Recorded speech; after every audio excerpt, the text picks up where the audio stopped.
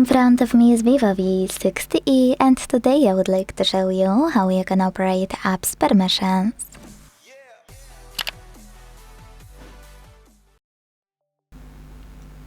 Start by opening Settings and scrolling to hit Security and Privacy section. Now scroll all the way down, and when you're ready, hit Permission Manager. Now it's time to pick any feature you wanna manage, like contacts, and select one of your apps under one of those categories.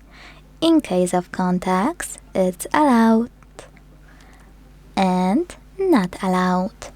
Let's go with from not allowed one. After tapping on your app, you can apply one of those options.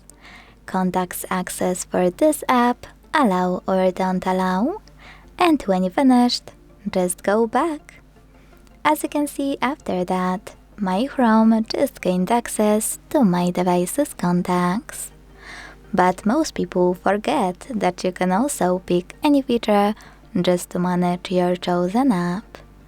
Like for example, I will go into Camera and click on Firefox.